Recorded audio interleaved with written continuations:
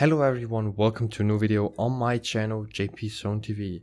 Today's video is all about the map of Satisfactory and what features you get and how big it is and all stuff like that, and some really fancy numbers. So let's hop right into it. So I am here in my tool, which you can see down in the description. I've put a link there to the good and fancy tool. Now, first things first, let's talk about the size of the map.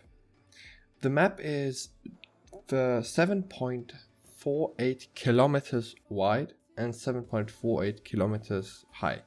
That means the total is 56 square kilometers.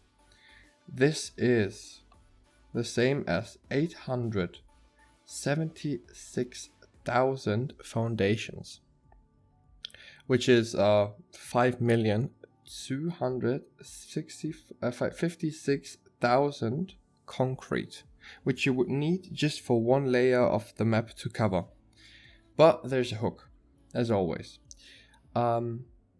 Those areas are calculated within my numbers, but you can't actually build there. I mean, you can build like let's say like here, to be a bit precise, more like you can build till here and then you get just damage and die eventually. But nevertheless, those are huge numbers. I want to talk about the resources just right away, but first of all, some more extreme numbers are the height. The maximum building height, which I found out from water level, is 500 foundations, which are approximately 2 kilometers. That brings us to a volume of 112 cubic kilometers. This is huge. This is gigantic. And to put that in perspective, if you wanted to place foundations from base level all the way up to the max build height and across the map, you would need to place 438,048,000 foundations. Now, if you wanted to get all the concrete in survival just to build this mega huge super project, you would need approximately 2.6 billion concrete. 2.6 billion concrete. Those are numbers that you will never ever see them ever somewhere. Now, let's talk about resources, because that's another really big thing. You have 86 limestone nodes, which from them are 12 impure, 47 normal, and 27 pure. That brings us to a total of 52,860 limestone output with Mark 5 belts at this time in game. Iron, you have 120 nodes, which is by far the most. From those are 46 pure, 41 normal, and 33 impure, which brings us to a total of 70,380. Now, next things next, copper. You have 49 copper nodes.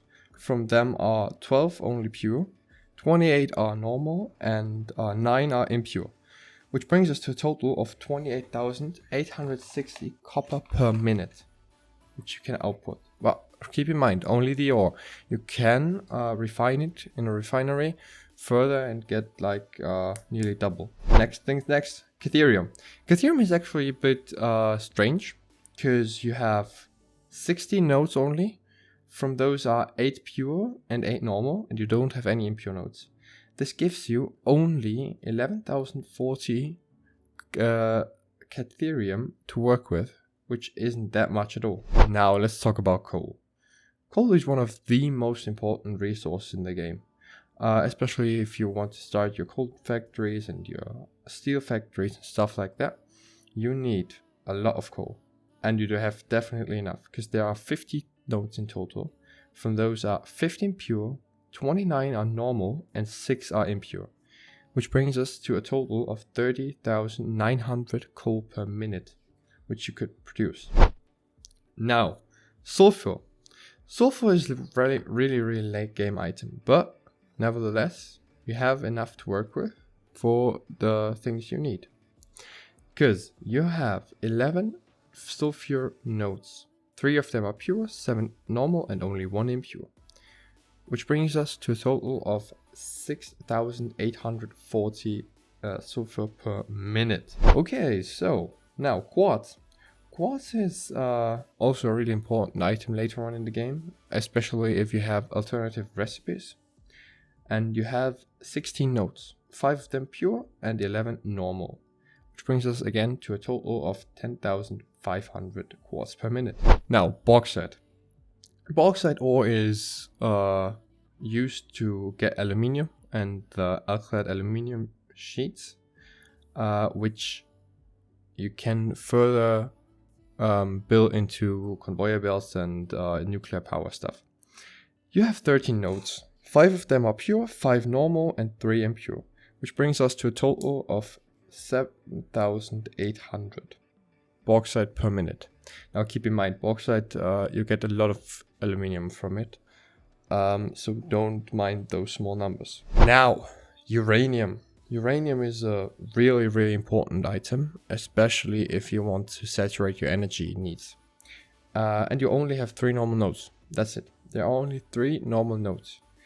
The maximum output you can get with a Mark III miner and fully boosted is 1,800 per minute, which is not much at all. But when you compare it to the amount of uranium you need to power a power plant, it's definitely enough. And last, oil. You have 30 oil nodes. From them are 8 pure, 10 are impure, and 12 are normal. Now keep in mind, you have to use Mark II pipes in order to get the maximum output possible. And the maximum output possible is 9,900 cubic meters, which is fairly much, but not as near as enough as we would need it to build our huge factories. And I know that feeling. So there are 2 more things. First of all, drop pods. I might make a video out of why you need drop pods, but just for the facts, you have 89 possible drop pods to find, and I will post a screenshot. You can see then the screenshot where to find them and what they look like, and that's it. You don't have any more. Now I could go further into the depth, like how many power slugs and stuff, but I think you can just look it up yourself on the site I put down in the description. So guys, thanks for watching. If you enjoyed this video, make sure to leave a thumbs up and subscribe to the channel if you are interested in more fun facts about the game. And be prepared for the new update. Update 4 will be massive, and I will cover everything new in videos which come right away. So guys, thanks for watching, and we'll see us tomorrow. Have a great day.